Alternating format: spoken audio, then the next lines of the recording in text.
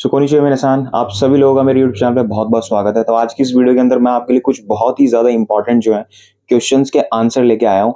तो आप में से बहुत सारे जो लोग हैं ना, वो इस टाइम ये सारे सवाल आपके दिमाग के अंदर ज़रूर चल रहे होंगे। तो इन सारे सवालों के जवाब जो है वन बाय वन मैं आपको देने वाला हूँ। तो सबसे पहले जैसे कि आपको पता है कि अभी रिसेंटली अब जो दिसंबर में संडे को एग्ज़ाम था, जो भी जस्ट निकला है, तो काफ़ी ज़्यादा स्टूडेंट जो है आप में से उन्होंने अटेम्प्ट किया होगा वो एग्ज़ाम, राइट? अब सिचुएशन इज़ कि आप में से बहुत सारे स्टूडेंट कन्फ्यूज़ हैं कि भाई पता नहीं पास हुआ होऊँगा, नहीं होऊँगा, पता नहीं कैसा रहेगा रिज़ल्ट। अब सबसे बड़ा सवाल यहाँ पर ये आता है कि अब मुझे आगे के लेवल की तैयारी कर देनी चाहिए या फिर नहीं? क्योंकि आप श्योर नहीं हो, राइट? तो ऐसे स्टूडेंट्स को आगे क्या करना है, वो बताऊँगा। इसके बाद सेकंड आते हैं हम सेकंड नंबर क्वेश्चन पे, वो है कुछ स्टूडेंट्स ऐसे होंगे जो न्यू अपनी लाइक जापानीज़ स्टार्ट करने की सोच रहे हैं कि मैं जापानीज़ लैंग्वेज सीख लूँ। अब ये स्टूडेंट हो सकते हैं लाइक किसी कॉलेज के हो सकते हैं या फिर 12th पास आउट होने के बाद आप ऐसे सोच रहे हैं। तो अब कहाँ से शुरू करना है, क्या चीज़ होनी चाहिए प्रॉपर्ली, एक प्रॉपर गाइडेंस जो है वो कहाँ से हमें क्या करना है, तो वो सारी चीज़ मैं आपको बताऊँगा इस टाइप के स्टूडेंट्स के लिए भी। तो ये तो था दूसरा सवाल, और तीसरा सबसे बड़ा सवाल उन लोगों के लिए जो किसी कंपनी में काम कर रहे हैं, आईटी में, मैन्युफैक्चरिंग में, कहीं भी, और वो सोच रहे हैं कि यार मुझे जापानीज़ सीखनी चाहिए, लेकिन जापानीज़ सीखने के लिए कहाँ से स्टार्ट करूँ, क्या करूँ, प्रॉपर गाइडेंस कहाँ से लूँ? बहुत सारे वीडियोज़ हैं यूट्यूब पे, बहुत सारे इंस्टीट्यूट हैं। तो भाई इंस्टीट्यूट का तो अलग ही है कि भाई उन्हें तो अपना अर्निंग करनी है। यूट्यूब चैनल्स वालों का भी थोड़ा अलग है, भाई 2-4 वीडियोज़ डाल दी हैं, और द मेन मोटिव इज़ कि भाई आप उनसे क्लासेस लो, कुछ ऐसा। बट देखो यहाँ पर ऐसा कुछ है नहीं, मैं आपको ऑनेस्टली बता रहा हूँ। मेरा जो मेरा एकदम क्लियर पर्पस है कि भई आप लोगों को सही जानकारी देना, कि आप लोग इधर-उधर परेशान ना हो। सो तीसरा इस टाइप के स्टूडेंट्स के लिए बताऊँगा प्रॉपर्ली कि आपको क्या करने की ज़रूरत है, ठीक है? तो लास्ट जो सबसे ज़्यादा इम्पोर्टेंट है वो ये कि भाई पढ़ाई का तरीका क्या है? क्योंकि बहुत सारे स्टूडेंट यही बोलते हैं कि सेंसे मैंने ये चीज़ कर ली है, मेरी ये रह गई है, अब ये चीज़ कर ली है, ये रह गई है। तो एक प्रॉपर वे बताऊँगा, प्रॉपर तरीका बताऊँगा किस तरीके से आपको करना है। देखो सबसे पहली चीज़, हम वीडियो को स्टार्ट करते हैं, और सबसे पहली चीज़ मैं आपको बता दूँ कि वो स्टूडेंट जो मेरा पहला क्वेश्चन था इस वीडियो में, कि भाई अब आपने अपना जो एग्ज़ामिनेशन था वो अटेम्प्ट किया, और इससे लास्ट वीडियो में मैंने आपको समझा दिया था कि भाई आप एग्ज़ाम हॉल से जब आप बाहर निकलोगे तो आपको पता चल जाएगा आपका रिज़ल्ट क्या आने वाला है। क्यों? क्योंकि अगर आपने पढ़ा है तो ऑब्वियसली आपके लिए पेपर अच्छा रहेगा, नहीं पढ़ा है तो नहीं रहेगा, और आपको ये चीज़ एग्ज़ाम देने के बाद ही पता चल गई होगी। अच्छा, एग्ज़ाम के जो आंसर्स भी आ चुके हैं, रिज़ल्ट काफ़ी थोड़ा टाइम लगाएगा रिज़ल्ट आने में। बाकी रिज़ल्ट देखा जाए तो वैसे हो चुका है, ऑफ़िशियली अभी डिक्लेयर नहीं हुआ है, लेकिन हाँ, जो इसके आंसर्स हैं ना N5 से लेके N1 के, वो सारे आ चुके हैं। तो वैसे बहुत सारे फेसबुक पे ऐसे कई पेजेज़ हैं जहाँ पर आंसर मैंने भी देख लिया था हालाँकि, तो आंसर आ चुके हैं। अब काफ़ी स्टूडेंट ऐसे होंगे इनको पता ही नहीं है कि भाई ऐसा भी होता है। तो हाँ, ऐसा होता है कि आप जैसे एग्ज़ाम दे रहे हो जिस भी दिन जेएलपीटी का, तो इवनिंग तक रिज़ल्ट आ जाता है। रिज़ल्ट मीन्स आंसर्स आ जाते हैं, ठीक है? तो नेक्स्ट टाइम आप ऐसे ही करना, जब आप एग्ज़ाम देने जाओ, तो अपने जो एडमिट कार्ड है वहाँ पे एक बहुत छोटा-छोटा कहीं पे लिख लेना, जो भी आप टिक मार रहे हो उसमें आंसर शीट में, उसे आप इवनिंग में अपना चेक कर सकते हैं, और चेक करके आपको पता चल जाएगा, पास हो, then go for the next level. अब बात करते हैं कि ये तो चलो आपके लिए इन्फॉर्मेशन थी, काफ़ी स्टूडेंट को नहीं पता था, काफ़ी स्टूडेंट को पता भी होता है, तो वो इस चीज़ को देख करके जो है अपना नेक्स्ट स्टेप ले सकते हैं। अब बात करते हैं कि भाई उन स्टूडेंट्स की जिनको पता ही नहीं कि भाई ऐसा भी कुछ होता है, और अब वो सोच रहे हैं कि भाई क्या करूँ? पढ़ाई करूँ आगे की या नहीं करूँ? तो देखो सिंपल सी चीज़ है, एग्ज़ाम देके आपको क्या लगा? एग्ज़ाम देने के बाद आपको क्या फ़ील हुआ? ऐसा लगा कि भाई हो जाएगा? अगर हो जाएगा देन मैं वही बोलूँगा कि आप नेक्स्ट लेवल की स्टार्ट कर दीजिए तैयारी। नुकसान कुछ नहीं है, आज नहीं कल तो आप पढ़ोगे ही। ठीक है, अगर आपको लग रहा है 70 टू 80% की हो जाएगा, तो फिर नेक्स्ट लेवल की स्टार्ट कर देनी चाहिए आपको मेरे हिसाब से। कांजीज़ आप आगे बढ़ेंगे, कांजीज़ पढ़ेंगे, वोकैब पढ़ेंगे, तो कोई नुकसान नहीं करेगी चीज़ें, ठीक है? जब तक आप 1-2 चैप्टर ही कर पाएँगे तब तक शायद आपका रिज़ल्ट भी आ जाएगा।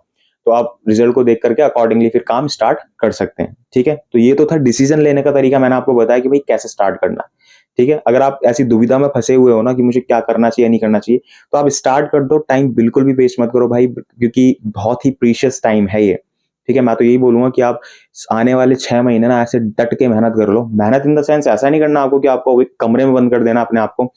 मीन्स कि अगर पूरा डेडिकेशन है कि करना है, तो फिर 6 महीने मोर देन इनफ है। इससे ज़्यादा होना ही नहीं चाहिए, ठीक है? कुछ दिनों के लिए पार्टी अवॉइड कर दो, कुछ दिनों के लिए आप घूमना-फिरना जो है थोड़ा अवॉइड कर दो, और चीज़ों को ना थोड़ा-सा सीरियसली होकर के सीख लो, ठीक है? क्योंकि 6 महीने मोर देन इनफ है एक लेवल को क्लियर करने के लिए। आप बहुत आराम से कर सकते हो। अब ऐसा नहीं कि पूरे दिन आपको पढ़ना है। हाँ, मैं आपको टाइमिंग भी बता दूँगा।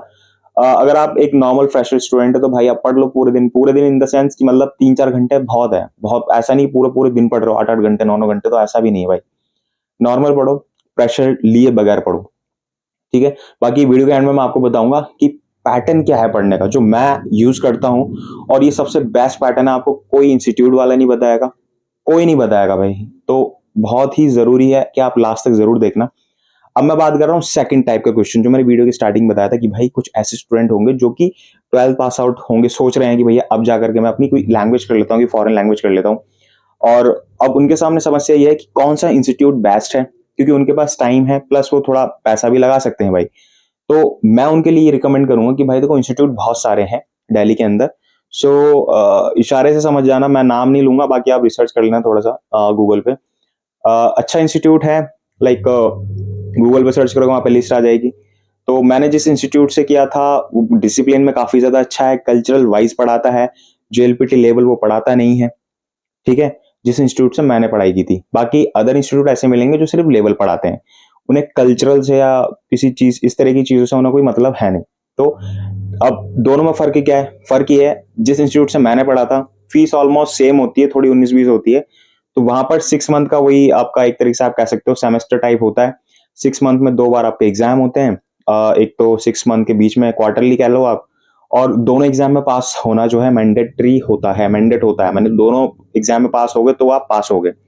वहां फेल होने का भी सेंस होता है, मतलब वहां पर अलग ही एग्जाम होता है जहां से मैंने किया था। बाकी अदर इंस्टीट्यूट में करोगे तो वहां उनका इंटरनली कोई एग्जाम नहीं होता, वो सिर्फ जेएलपीटी एग्जाम की प्रिपरेशन कराते हैं, ठीक है। इसको हम सीधे शब्दों में बोले तो ये कि आप अदर इंस्टीट्यूट से करोगे जो यूजुअली आपको मिल जाएंगे एग्जाम सेंटर के बाहर ही, बहुत सारे लोग आपको पर्चे बांटते दिखे होंगे। लाइक अब जो नए हैं तो उन्हें तो नहीं पता, लेकिन जो एग्जाम दे के आए उन्हें पता है। तो बहुत सारे इंस्टीट्यूट खुल गए हैं, ठीक है, तो आप वहां जाके पढ़ सकते हो, वो सिर्फ लेवल पढ़ाएंगे आपको और बस, वो आपको कोई फोर्स नहीं करेंगे। लेकिन जस्ट जहां से मैंने पढ़ा था वो कोई लेवल की तैयारी नहीं कराता, वो डीपली पढ़ाते हैं। हालांकि सिलेबस लगभग सेम ही है, लेकिन वो पढ़ाते ही नहीं है जेएलपीटी लेवल का। उनका पढ़ाने का तरीका थोड़ा सा स्टैंडर्ड कह लो या फिर थोड़ा डिसिप्लिन वाला कह लो, तो वहां चीज आप सीखते हो। मैंने वहां पढ़ाई की, और तो आप चाहें तो आप वहां पे आप जा सकते हैं, आप कर सकते हैं। तो ये तो बता दी मैंने इंस्टीट्यूट। फी भी देखो, फी की बात करूं तो फी जो है वो अराउंड डिपेंड करती है आपके बैच टाइमिंग पे, आप वीकडेज ले रहे हो वीकेंड ले रहे हो। वीकेंड का बैच थोड़ा महंगा होता है, वीकडेज का थोड़ा सा उसके कंपैरिजन में सस्ता होता है। 2 क्लासेस होती हैं वीक में। सो अब आप देख लेना किस हिसाब से अराउंड फी बताऊं तो अराउंड लमसम मेरे हिसाब से वीकेंड की आराम से 28-29 तक हो सकती है भाई, मुझे एग्जैक्टली पता नहीं है, लेकिन मेरे टाइम में जो फीस थी मैं उससे बता रहा हूँ 24-25 तो मेरे टाइम पे दी, यानी कि 2016-17 में। तो अब कितनी होगी ये मुझे नहीं पता, मेरे हिसाब से शायद बढ़ी गया होगा। तो वीकडेज की अराउंड 23-24 वो आप एक बार कंफर्म कर लेना। अदर इंस्टीट्यूट में जाओगे तो कोई 18 में भी करा रहा है, कोई 17 में भी करा रहा है, कोई 19 में भी करा रहा है, कोई 20 में भी करा रहा है। और ही नॉर्मल में जाओगे यानी कि किसी ऑनलाइन टीचर को पकड़ोगे तो 12-13 में भी करा रहे हैं आपको। तो डिपेंड करता है कि आप कहाँ से चीजें कर रहे हो, ठीक है। तो ये तो थे आपके सवालों के जवाब कि भाई मुझे करना चाहिए तो कहाँ से करना चाहिए। सिलेबस क्या होगा? सिलेबस बहुत सिंपल सा है, मीन नानो निहोंगो का सिलेबस होता है आपका N5 और N4 को क्लियर करने के लिए। एक मीन नानो निहोंगो और दूसरा गेंकी। तो दिल्ली में मोस्टली जितने भी दिल्ली में पढ़ रहे हैं वो सारे मीन नानो निहोंगो को पढ़ते हैं, और मीन नानो निहोंगो मोर देन इनफ है, मतलब उसे करके आप एकदम रिलैक्स होकर के रह सकते हो।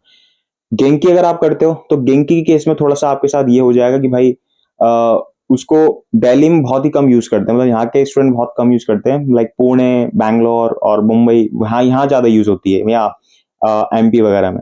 तो दोनों बुक्स ठीक है, लेकिन मोस्ट जो पॉपुलर है वो मेरे हिसाब से मीना नियोंगो, क्योंकि मैंने खुद मीना नियोंगो से करा। तो अगर आप वो करते हैं सो वो काफी ज्यादा बेस्ट आपके लिए रहने वाला है।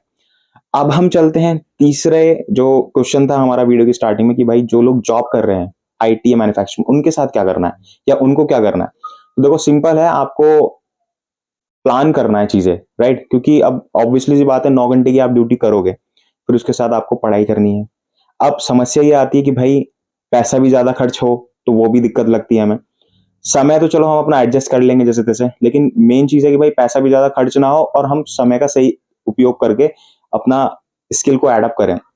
तो उसके लिए देखो सिंपल सी चीजें, आप काफी सारी चीजें कर सकते हो। लाइक जैसे कि यूट्यूब पे मेरा एक चैनल है, मैं यहाँ पे पढ़ाता हूँ, और सारा जो मेरा कंटेंट है वो फ्री ऑफ कॉस्ट है, पूरा डिटेल्ड में है। आप पूरे यूट्यूब पे ढूंढ लेना, आपको कोई भी टीचर नहीं मिलेगा जो डिटेल में पढ़ाएगा, ठीक है। और दूसरी सबसे चीज हिंट जो है वो हिंदी टू जापानीज पढ़ा रहा हूँ मैं, इंग्लिश टू जापानीज नहीं पढ़ा, तो ये भी आपके लिए एक प्लस पॉइंट है। तो यहाँ पर आपको प्रॉपर मैं गाइडेंस ये दूंगा कि भाई आपको किस तरीके से पढ़ना है, क्या पढ़ना है, क्यों पढ़ना है, हर एक चीज आपको बिल्कुल नीट एंड क्लीन तरीके से मिलेगी, तो जो आपके लिए बहुत ज्यादा हेल्पफुल रहेगी। और इंस्टेड ऑफ दिस कि आप किसी इंस्टीट्यूट में जाओ, वहां जाके पढ़ो, वहां जाके क्लासेस लो, तो ये डिपेंड करता है आपके ऊपर। अगर आपके पास भाई टाइम है और आप पैसा खर्च कर सकते हैं तो डेफिनेटली आप जाइए, मैं मना नहीं कर रहा किसी को भी। लेकिन हाँ, अगर आप इन सब चीजों से बचना चाहते हैं कि भाई मैं किसी इंस्टीट्यूट में जाऊं, क्योंकि होता क्या है, काफी लोग ज्वाइन कर लेते हैं ऑनलाइन क्लासेस, मैंने काफी लोगों को सुना है, लेकिन फिर उसके बाद उनकी कंप्लेंट ये होती है कि यार हमें पता ही नहीं चल रहा वहां हो क्या रहा है। ठीक है, तो चीजों को पहले समझ लो, उसकी इन्फॉर्मेशन प्रॉपरली ले लो, उसके बाद ही आप कहीं पर भी क्लास स्टार्ट करना। कहीं ऐसा ना हो कि वो आपको पढ़ा रहे हैं टीचर और आपको समझ में ही नहीं आ रहा, तो ऐसी चीज बिल्कुल मत करना। रेस्ट अगर आपका थोड़ा शौक है या आप चाह रहे हो कि भाई ठीक है इन फ्यूचर हम कर लेंगे, तो आप मेरे चैनल से भी स्टार्ट कर सकते हो। और जैसे कि मैंने आपको कहा, यहाँ पे सारी चीज आपको अवेलेबल हो जाएगी। आपको बताया कि भाई जो लाइक कोई किसी कंपनी में काम कर रहा है और वो चाहता है कि भाई जापानीज सीखे, तो आप इस तरीके से जापानीज की शुरुआत कर सकते हैं। ठीक है, थोड़ा सा रिसर्च करके। मतलब प्रॉब्लम क्या है, प्रॉब्लम ये है, काफी लोग बहुत दूर दूर जगह पर हैं। ठीक है, अब दिल्ली में तो ये काम होता ही है, लाइक जापानीज का यहाँ पर इंस्टीट्यूट भी है, जापान फाउंडेशन लाइब्रेरी भी है, बहुत सारी चीजें, तो यहाँ के लोगों को तो बहुत ईजी रहता है पता लगाने का चीज़ों का। लेकिन प्रॉब्लम ये है कि जो लोग दूर रह रहे हैं, कहीं गुजरात में है या फिर कोई लाइक राजस्थान में कहीं कहीं काम कर रहा है, तो उनके लिए प्रॉब्लम होती है भाई चीजें पता कैसे लगाएं। तो मैं वही कह रहा हूँ कि आप बिल्कुल सही प्लेटफॉर्म पर हैं, यहाँ पर आपको सारी चीज डिटेल में मिल जाएगी। ठीक है, इसके अलावा लाइक इस तरीके से आप अपनी स्टार्ट कर सकते हैं। सो अब हम चलते हैं नेक्स्ट और लास्ट जो क्वेश्चन था इस वीडियो का, वो ये था कि भाई हम अपनी स्टडी को कैसे करें, स्टडी करने का एग्जैक्टली तरीका क्या है, पैटर्न क्या है, फॉर्मेट क्या है। तो मैं वही बताऊंगा जो मैं पर्सनली खुद अपने अपने ऊपर अप्लाई करता हूँ। देखो, चीज ये है कि सबसे पहली चीज मैं उन सभी स्टूडेंट से बोलूंगा जिन्होंने एग्जाम दिया है और उन्हें लग रहा है कि भैया मेरा नहीं हो पाया, तो देखो डीमोटिवेट होने के लिए बिल्कुल भी जरूरत नहीं है। आप मुझे एक बात बताओ, आप किसी इंस्टीट्यूट में जाओगे, वहां पर वो आपको सिर्फ वीक में 2 दिन पढ़ाएंगे, वीकेंड में 2 दिन पढ़ाएंगे। ठीक है, तो अब से मैं आपके साथ खड़ा हूं पूरे मोटिवेशन के साथ, बिल्कुल भी डिमोटिवेट होने की जरूरत नहीं है। मैंने भी इस बार N1 दिया था और मुझे पता है कि नहीं हो पाएगा, क्योंकि स्टडी नहीं करी। अब स्टडी करी क्यों नहीं, उसके पीछे कुछ रीजन है, समय की कमी या कुछ भी कह लो। स्टडी करी नहीं, इस वजह से मुझे लग रहा है नहीं हो पाएगा। ये चीज मुझे पता है और इसको एक्सेप्ट करने में मुझे कोई डिमोटिवेट होने की, डिसअपॉइंट होने की जरूरत ही नहीं है, क्योंकि जब नहीं किया तो नहीं किया। अब आप लोगों के साथ भी अगर ऐसी सिचुएशन है ना, तो डिमोटिवेट मत हो। होगा, पेरेंट्स डांटेंगे घर से, मेरे पेरेंट्स भी बोल रहे हैं कि भाई नहीं हुआ देर से, तो फर्क नहीं पड़ता, अब करना है, करेंगे, मैं करूंगा। अब उसके लिए क्या है, मैं आपको वही बता रहा हूँ। अदर इंस्टीट्यूट में जाओगे, सिर्फ 2 दिन पढ़ोगे, 2 बार ही आप टीचर से मिलोगे, और कोई टीचर आपको इतना फैमिलियर होकर बताएगा भी। मैं कह रहा हूँ कि भले हम कहीं पर भी हो, आप मुझसे बहुत दूर हो सकते हैं, आप कहीं मध्य प्रदेश में से मुझे देख रहे हैं, झारखंड से देख रहे हैं, बिहार से देख रहे हैं, कहीं से भी, या दूसरे कंट्री से देख रहे हैं, फर्क नहीं पड़ता। मैं कोशिश ये करूंगा कि अब से जितनी वीडियोस होगी, मैं फ्रिक्वेंटली डेली की डेली वीडियोस ला करके आपके सामने रखता रहूं, सो दैट आप और मैं, हमारे बीच में जो एक बॉन्ड है ना, वो बना रहे। और शायद मेरे इस टाइम से कि आप लोग भी मोटिवेशन के साथ पढ़ो, क्योंकि एक बार होता है कि इंस्टीट्यूट में जाके हम पढ़े हैं, फिर 2-3 दिन बाद फिर सेंसे से मुलाकात होती है। तो ऐसी मैं कोशिश कर रहा हूँ कि इस रिलेशन को हम और भी ज्यादा अच्छे से बिल्डअप करें, ताकि मैं डेली वीडियो डालूं, तो आपका और मेरा जो यहाँ पर कनेक्शन होगा ना, वो और ज्यादा स्ट्रांग होगा। ठीक है, जब मैं डेली मेहनत करूंगा, मैं डेली वीडियो डालूंगा, तो आप भी, आपकी भी रिस्पॉन्सिबिलिटी ये बनती है कि आप भी फिर डेली पढ़ो। ये नहीं, बिल्कुल भी मजाक नहीं, रिलैक्स होकर के नहीं करना इतना, और थोड़ा सीरियस होकर के काम करना है। ठीक है, मोटिवेशन के लिए मैं हूं, मैं हमेशा आपका सपोर्ट के लिए तैयार हूं, और जितना हो सकेगा भाई मैं आपकी सपोर्ट करूंगा। मुझे खुद भी पढ़ना है, आपको भी कराना है, और अदर जो मेरे इश्यूज हैं वो तो है ही है। बट इस सब के बावजूद मैं कोशिश यही कि आपको ज्यादा से ज्यादा वीडियोस दूं। ठीक है, और आपसे बस मुझे एक ही चीज चाहिए, और वो है जिस डेडिकेशन के साथ मैं आप लोगों के साथ मेहनत कर रहा हूँ, उसी डेडिकेशन के साथ आप भी मेहनत करो, और अच्छे से पढ़ाई करके ना आपका लेवल जो है वो निकलेगा 100%, बात की गारंटी मैं दे रहा हूँ, भले आप चाहे कहीं पर भी हो। अब बात करते हैं पढ़ना कैसे है। तो देखो, पढ़ने के लिए जो तरीका मैं अप्लाई करता हूँ वो बहुत ही सिंपल है, क्योंकि बहुत ही ज्यादा कंक्लूजन निकालने के बाद मैंने ये निकाला है, और तब मुझे पता चला कि अगर इतना भी कर लेता ना इंसान, तो बहुत आराम से अपना लेवल क्लियर कर लेता है। क्या तरीका है, तो देखो तरीका बहुत ईजी है। जापानीज में जो मेन बताऊं, 5 चीजें होती हैं। सबसे पहले होती है आपकी वोकैब, सबसे ज्यादा इंपॉर्टेंट। सेकंड होती है कांजी। तीसरा आपकी रीडिंग। फिर चौकाई लिसनिंग, फिर आपकी ग्रामर। 5, ये 5 बेसिक पिलर हैं जो कि बहुत ही ज्यादा इंपॉर्टेंट होता है। पहले की कई वीडियोस में बता चुका हूं। तो करना क्या है, देखो सबसे ज्यादा फोकस करना है, ये आपको कोई नहीं बताएगा इसलिए बता रहा हूं। सबसे ज्यादा फोकस आपका वोकैब और कांजी पे होना चाहिए। क्यों होना चाहिए? वोकैब आती है ना, आप लिख भी लोगे, आप सुन भी लोगे, आप पढ़ भी लोगे, 3 चीज हो रही है सिर्फ वोकैब से। अगर आपको कांजी आ रही है, आप पढ़ने में कहीं नहीं रुकोगे। कांजी अगर आपको आती है अच्छे से, आपको नॉलेज है, इनफैक्ट कांजी आपको इंटरव्यू पास कराने में भी बहुत ज्यादा जो है इंपॉर्टेंट रोल प्ले करती है। तो कांजी बहुत ज्यादा जरूरी है भाई। जॉब के प्रोस्पेक्टिव से अगर हम देखें तो जॉब के प्रोस्पेक्टिव से कांजी, और लैंग्वेज को समझने के प्रोस्पेक्टिव से आपकी वोकैब बहुत ज्यादा जरूरी है। तो सबसे ज्यादा मैं फोकस इन दोनों चीजों पर करता हूं। अब करने का तरीका क्या है? करने का तरीका ये है, मैं डेली के 10 वोकैब डिसाइड करता हूं। तो मुझे डेली के 10 वोकैब पढ़ने, 10 से ना एक फालतू, ना 10 से एक कम। अब 10 वोकैब पढ़ने के लिए अपना एक्सपीरियंस बताऊं, मुश्किल से 30 मिनट 35 मिनट में 10 वोकैब याद हो जाते हैं, बहुत आराम से हो जाते हैं। अब पढ़ना कैसे वो मैं बता रहा हूं भाई। वोकैब आप कुछ भी 10 उठा लो, पहले तो उसका जो मीनिंग इंग्लिश में लिखा है ना, भले आपको आता हो तो उसको फिर भी देख लो एक बार कि उसका यूज क्या है, उसका इकाता क्या है। ठीक है, उसके एग्जाम्पल्स देखो, फिर आपको समझ में आ जाएगा कि कहाँ यूज हो रहा है। क्योंकि ना दिक्कत ये होती है हमारे साथ, हम सिर्फ वोकैब को रट के आगे बढ़ते हैं, एग्जाम में वही वोकैब आ जाती है। जैसे कि मैंने अभी रिसेंटली एक वीडियो डाली थी, उसके अंदर मैंने आपको पैटर्न बताए थे कि इस फॉर्मेट से क्वेश्चन आएंगे। तो उसमें एक फॉर्मेट था जिसके अंदर एक वर्ड दे देगा, नीचे लिख के देगा कि इसमें से इस वर्ड का प्रॉपर सेंटेंस बताओ जो इन 4 ऑप्शन में सही यूज हो रहा है इस वर्ड का। तो वर्ड का सही यूज आप तभी जान पाओगे जब आप उसको समझोगे, कि डिक्शनरी में जाकर के देखोगे कि इसका यूज एग्जैक्टली किस जगह पे हो रहा है। आपके हिसाब से इंग्लिश में उसका ये मतलब है, लेकिन उसका मतलब कुछ और हुआ, फिर आप वहां पर गलत ऑप्शन पर सिलेक्ट करोगे। तो इसीलिए वर्ड्स का यूज बहुत ज्यादा जरूरी है, उसको समझ के करो। चाहे भले आपको कितनी भी अच्छी इंग्लिश आती है, उसको हिंदी में समझ के करो कि ये यहां पर यूज होगा। ठीक है, ये तो सबसे पहले तो 10 वोकैब आप डेली पढ़ो, 5 दिन वीक के अंदर, Monday Tuesday Wednesday Thursday Friday तक पढ़ो। सैटरडे संडे कुछ भी नया वर्ड्स पढ़ने की जरूरत नहीं है, ये आपने अराउंड 5 दिन में 50 वर्ड जो है पढ़ लिए, राइट। अब इन 50 वोकैब को आप आराम से रिवीजन करो, क्योंकि कई कई चैप्टर में 50-60 के करीब जो है वोकैब होती भी है। तो आप आराम से एक हफ्ते के अंदर इतने वोकैब पढ़ सकते हो। बात करें कांजीज की, 5 कांजीज पढ़ो पर डे, बहुत ज्यादा मुश्किल है नहीं। कोशिश करो कांजी को हिस्टोरिकल वे में पढ़ने की कोशिश करो, इमेज बना करके पढ़ने की कोशिश करो, कुनियोमी ओनियोमी दोनों चीज पढ़ने की कोशिश करो। ठीक है, तो 5 कांजी आपको डेली की पढ़नी है, ये भी 5 दिन पढ़नी है। तो एक वीक में आप अराउंड 25 कांजी पढ़ लोगे, मंथ में अराउंड 100 के करीब। ठीक है, जिसके अंदर 22 दिन पढ़ना है और 8 दिन आपको प्रैक्टिस करनी है। मेरे हिसाब से कम नहीं है, बहुत सही है। अगर आप इस अकॉर्डिंगली, इस टाइम के अकॉर्डिंगली, इस पैटर्न के अकॉर्डिंगली पढ़ते हैं तो बहुत ठीक है। अब देखो वोकैब पढ़ने में आपको लगा 30 से 35 मिनट, कांजी 5 आपने कांजी पढ़ी, मान लिया 35 मिनट 40 मिनट, 1 घंटा मान लो आप। तो 1 घंटा प्लस 35 मिनट, 1 घंटा 35 मिनट हो गई 2 चीज के लिए। ठीक है, ये चीज आप डेली बेसिस पर करना स्टार्ट कर दो आज से। अब बात करें वोकैब, सॉरी वोकैब होगी, कांची होगी, ग्रामर। ग्रामर का पैटर्न, ग्रामर पैटर्न क्या करना है, बहुत ज्यादा टाइम देने की जरूरत नहीं है। आप तो फिर भी चलो, मैंने यहाँ पे पढ़ा रखा है N5 N4, आप वहां से हिंट ले सकते हो। नहीं समझ में आ रहा, आप देख सकते हो वीडियो हिंदी में समझा रखा है मैंने, सारी सारी हिंदी में। तो आपके लिए प्लस पॉइंट ये कि आपको ना सारे नहीं पढ़ने पैटर्न। हमारी गलती होती है कि हम एक साथ बैठ के पढ़ने शुरू करते हैं, नहीं, सिर्फ 2 पैटर्न पढ़ो, 2 ही पैटर्न पढ़ने, 2 से ज्यादा बिल्कुल नहीं पढ़ने। 5 दिन 2-2 पैटर्न पढ़ो, और इन 2-2 पैटर्न को चाहे आप मेरी वीडियो देख करके पढ़ लो, चाहे आपके क्लास में अगर सेंस अच्छे से पढ़ा रहे हो तो उनसे देख के पढ़ लो। 2 पैटर्न ऐसे पढ़ो कि आपको कोई नींद में ही पूछ लेना तो आप उसका आंसर दे दो, ये पैटर्न यहाँ यूज होता है। ठीक है, 2 पैटर्न पढ़ो। वीक में कितने पैटर्न हो गए? आराम से 2 पंजे 10 पैटर्न हो गए।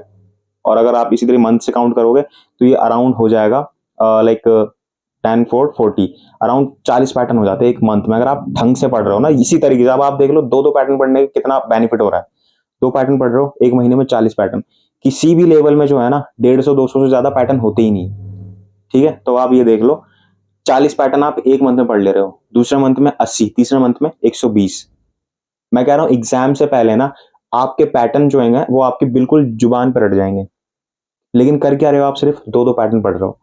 ठीक है, अपने दिमाग को बहुत ज्यादा प्रेशराइज नहीं कर रहे हो। जब भी न्यू पैटर्न पढ़ो, जैसे आज सपोज मैंने कल 2 पैटर्न पढ़े, आज पढ़ रहा हूं, तो पहले कल वाले रिवीजन कर लो, उसके बाद दूसरे पढ़ो। और वही सैटरडे संडे कोई भी 2 डे जो है फिक्स कर लो कि उस दिन मैं रिवीजन करूंगा, उस दिन मैं कुछ नहीं करूंगा। उस दिन रिवीजन करो। तो ये तरीका है भाई, ये 3 चीज़ मैंने बता दी। सबसे ज़्यादा focus grammar, sorry vocab, then kanji, then तीसरा ग्रामर। बहुत लाइटली आपको फोकस करना है, ग्रामर पे बहुत ज़्यादा फोकस नहीं। अब आते हैं लिसनिंग, जिसे हम चौपाई बोलते हैं, ऑन रीडिंग। तो देखो सैटरडे संडे हमारे पास रिवीजन के लिए होता है, ठीक है? पूरे दिन तो रिवीजन होगा नहीं। अभी रिवीजन आपका 1 घंटे में भी हो सकता है, 2 घंटे में भी, जितना टाइम लगे वो लगाएं, कोई इश्यू है नहीं। तो अब बचे हुए दिन में क्या करना है? बचे हुए दिन में आपको लिसनिंग सुनने की कोशिश करनी है। 1 घंटा लिसनिंग सुनो, जबरदस्ती सुनो, कैसे भी सुनो। और रेगुलर करके, रेगुलरिटी के साथ नहीं करना कि जैसे आप सुबह 9 बजे बैठे, 9 से 10 11 आपने रिवीजन करा, फिर आप लिसनिंग सुनने बैठ गए 11 12 बजे, फिर साथ में मत पढ़ो। पहले आप रिवीजन करो सुबह ब्रेकफास्ट करने के बाद, फिर अपना नहाना वाना, उसके बाद दोपहर में जब आप फ्री हो फिर आप लिसनिंग कर लो 1 घंटा। फिर शाम को अपना जो भी काम करना है घूमने फिरने के बाद, फिर शाम को आप रीडिंग के लिए एक बुक लेके बैठ जाओ, रीडिंग करो, जबरदस्ती करो। क्योंकि हमें हैबिट बनानी है, और हैबिट अभी से बनानी शुरू करनी पड़ेगी भाई, लास्ट में जाके दिक्कतें आ जाती है। मेरा जो एक्सपीरियंस है वो ये है कि भाई जेएलपीटी एग्जाम जो होता है ना, कभी कभार बहुत इजी आता है, कभी कभार थोड़ा टफ हो जाता है। और इजी टफ क्या होता है इसके अंदर? पोर्शन की बात करें तो ये इजी टफ होते हैं। कई बार ग्रामर रीडिंग इजी आ जाती है, चौपाई टफ आती है।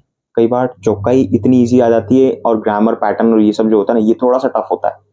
तो ये चीज होती है कई बार। लिटरली लास्ट टाइम जब मैंने एग्जाम दिया था N1 का, तो लिसनिंग इतनी इजी लगी थी मुझे कि मुझे लग ही नहीं रहा था N1 की लिसनिंग है, क्योंकि N3 N4 लेवल की लिसनिंग लगी थी, और लिसनिंग मेरा क्लियर भी था। लेकिन इस बार की लिसनिंग जो मैंने सुनी है ना, वो काफी बहुत ही अलग लेवल की थी। तो यही चीज है, हमें प्रैक्टिस करनी है, हमें हार्ड और इजी दोनों को ध्यान में रखना है कि भैया कितना टफ आ सकता है और कितना इजी हो सकता है। इजी है तो कोई चिंता ही नहीं है, बट टफ के लिए हमें तैयारी करनी है, ठीक है? तो सैटरडे संडे आप ये कर लो, ठीक है? स्टार्टिंग में 1 2 3 महीने आप ये कर लो। लेकिन जब एग्जाम आने वाला हो उससे 2 महीने पहले, 2 महीने एग्जैक्टली 2 महीने पहले आप लिसनिंग को डेली बेसिस पे करना स्टार्ट करना। फिर क्योंकि तब तक आप थोड़े हैबिचुअल भी हो जाओगे, और जब आप डेली उसे सुनना स्टार्ट करोगे ना, तो आप काफी ज्यादा हैबिचुअल हो जाओगे। अब कंटेंट क्या है? तो देखो काफी सारे आप चाहे बुक्स खरीद सकते हैं, काफी बुक्स हैं। जापान फाउंडेशन ले सकते हैं, जापान फाउंडेशन जा करके वहां पे लिसनिंग सुन सकते हैं। या फिर यूट्यूब पर भी बहुत सारी लिसनिंग पड़ी है, उन्हें सुन सकते हैं। प्ले स्टोर पर बहुत सारी एप्लीकेशन पड़ी है, उन्हें सुन सकते हैं, ठीक है? तो इतनी सारी चीजें आप कर लोगे ना, मैं कह रहा हूँ आप जापान फाउंडेशन मत जाओ, आप कोई बुक मत खरीदो, यूट्यूब पे जो लिसनिंग है उन्हें सुन लो, और प्ले स्टोर पर लिसनिंग पड़ी है उन्हें सुन लो। तो जब आप 3 4 वीडियो सुन लोगे ना, और प्ले स्टोर की जितनी भी एप्लीकेशन उन्हें सुन लोगे, तो आपको एक काफी हद तक कॉन्फिडेंस जो है वो गेन हो जाएगा। आप लिसनिंग को करने के लिए बहुत ज्यादा कैपेबल हो जाओगे। और सेम चीज आपको ना दोक्काई के केस में भी करनी है, रीडिंग के केस में भी। आपको एक बुक ले लो, निहोंगो सो मातो में N5 N4 का, या फिर मीन्ना नो निहोंगो का तो शायद मिलती है, मुझे एग्जैक्टली पता नहीं है, लेकिन मातो में की मिल जाएगी, कांजन मास्टर की मिल जाएगी। रीडिंग की बुक उठाओ, पढ़ना शुरू करो। बहुत ही ईजी होती है, इतना टफ नहीं है। मेन चीज है आपको हैबिट बनानी है, ठीक है? और जो चीज मैंने ये आपको टिप्स दी है ना लास्ट में कि आपको पढ़ना कैसे, ये सारा का सारा खेल हैबिट का ही है। अब आप देखो, मैंने कहा आप 35 मिनट में वो क्या पढ़ रहे हो, 1 घंटे में कांजी पढ़ रहे हो, 1 घंटा 35 मिनट, 2 आपने पैटर्न पढ़ लिए, 35 के बाद 25 मिनट वो मान लो आप 2 पैटर्न पढ़ने में, तो आपके मोटे मोटे 2 घंटे हो गए। 2 घंटे में आपके 3 पोर्शन क्लियर हो रहे हैं, यहाँ वोकैब भी हो रही है, कांजी भी हो रही है, और आपकी ग्रामर पैटर्न भी हो रहे हैं। तो 2 घंटे पढ़ने हैं, कितने पढ़ना है आपको? अगर आप किसी कंपनी में काम कर रहे हो तो भाई 2 घंटे तो आपको मैनेज करने पड़ेंगे समहाउ। इससे कम में काम नहीं होने वाला, इससे कम में गुजारा नहीं होने वाला। आप स्टूडेंट हैं तो फिर ये तो मैंने आपको एक बता दिया आइडिया, आप इससे थोड़ा और टाइम दे सकते हो तो बहुत अच्छी बात है। तो ये तरीका है जो मैं खुद भी पर्सनल अपने लिए यूज करता हूँ, और इन सब चीजों को करके जो है मैं पढ़ता इसी तरीके से भाई, क्योंकि मेरे पास भी बहुत ज्यादा टाइम रहता नहीं है। और इन्हीं सारी चीजों को फॉलो मैं करता हूँ। स्टार्टिंग में आपको ऐसी लग सकती है कि यार ये क्या ही होगा इनसे, लेकिन सच मानिए आप 1 महीने करके देखिए, ट्राई करके देखिए, आपको पता चलेगा कि क्या हो सकता है। बहुत कुछ हो सकता है। वो कैब 10 दिन में, लाइक 5 दिन में आप 50 वो कैब पढ़ रहे हो, और इसी तरीके से आप अगर महीने का काउंट करोगे तो अराउंड 200 वो कैब आप 1 महीने के अंदर पढ़ रहे हो। 1 महीने में 200, 2 महीने में 400, 3 महीने में 600, 4 महीने में 800, 5 महीने में 1000। तो हो जाएगी भाई, उस लेवल तक की प्रैक्टिस हो जाएगी। बहुत सोच समझ के मैंने ये चीज आपको बताई। तो बस करना यही है कि आपको पूरे मोटिवेशन के साथ पढ़ना है, पूरे डेडिकेशन के साथ पढ़ना है। और बस वीडियो के लास्ट में एक छोटी सी रिक्वेस्ट यही करूंगा कि अब से मैंने तो देखो कमर कस ली है कि मुझे आपको पढ़ाना है, ठीक है? और मुझे खुद भी पढ़ना है। अब मुझे आप लोगों से ये चाहिए कि भाई आप लोग भी कमर कस लो और सबसे ज़्यादा इंपॉर्टेंट चीज़ कि इस चैनल को जो है ना अपने दोस्तों के साथ या कोई आपके रिलेटिव में कोई सीखना चाह रहा है जापानीज़ या कोई भी ऐसा आपको लग रहा है XYZ जिसको बहुत ज़्यादा प्रॉब्लम है, अभी ये समझ में नहीं आ रहा है, ये गाइडेंस नहीं मिल रहा है, तो उसको ज़रूर, ज़रूर, ज़रूर शेयर करना ताकि वो भी जो है अपनी अंडरस्टैंडिंग को अच्छे से लाइक चीज़ों को अच्छे से समझ के, परख कर उसके बाद वो अपनी लाइफ़ का, करियर का डिसीज़न ले सके, ठीक है? इंस्टेड ऑफ कि वो इधर-उधर धक्के खाए। तो मेरा जो पर्पज़ है वो बहुत ही साफ एंड क्लियर है कि हम सब मिल करके जो है अपनी इस पढ़ाई को, इस जर्नी को जारी रखेंगे और इसमें जितने लोग ऐड ऑन होते जाएँगे, जितने लोग जुड़ते जाएँगे, उतना ही बहुत ज़्यादा जो है हमारे लिए भी अच्छा रहेगा और स्पेशली मेरे लिए कि जब मुझे ये लगे कि भाई लोग जुड़ रहे हैं, तो बस यही आपसे रिक्वेस्ट है कि ज़्यादा से ज़्यादा जो है आप पढ़ें और अगर कोई ऐसा है ज़रूरतमंद तो उसके साथ ज़रूर से ज़रूर शेयर करें मेरे चैनल को, ठीक है? यहाँ पर मैं आपको सारी चीज़ जो है A to Z बताता हूँ। तो शायद आपको किसी इंस्टीट्यूट में नहीं मिलेगी सुनने को, किसी इंस्टीट्यूट का कोई टीचर नहीं बताएगा और हाँ, सबसे इम्पोर्टेंट चीज़ जो मैं बताना ही भूल गया वो ये कि अगर आपको कुछ भी क्वेरी है, कुछ भी क्वेश्चन है, तो नीचे दी गई मेरी इंस्टाग्राम आईडी है। आप मुझे किसी भी वक़्त वहाँ पर इंस्टाग्राम पे जो मेरा पेज है वहाँ जाके मुझे फॉलो करके मैसेज कर सकते हैं। आपका जो भी डाउट होगा, जो भी क्वेश्चन होगा, उसका जवाब मैं दूँगा। थोड़ा टाइम लगे, 1 दिन, 2 दिन, लेकिन दूँगा ज़रूर। तो आप फ़ील फ्री मुझे वहाँ पे कॉन्टैक्ट कर सकते हैं। तो यहाँ पर बहुत अच्छा प्लस पॉइंट है। मैं सिर्फ़ हवा-हवा में बात नहीं कर रहा कि मैं आपकी सपोर्ट करूँगा। मैं विद एविडेंस के साथ भी कह रहा हूँ कि आप पढ़ें, भाई मैं आपके साथ खड़ा हूँ। शायद आपके साथ कोई अदर ऐसी हेल्प ना करे लेकिन मैं हूँ, ठीक है? बस हमारे बीच में एक डिफ़रेंस ये है कि मैं आपके सामने नहीं हूँ, लेकिन हाँ सोशल मीडिया के थ्रू जो है मैं आपके सामने ही हूँ, आप यही समझिए, ठीक है?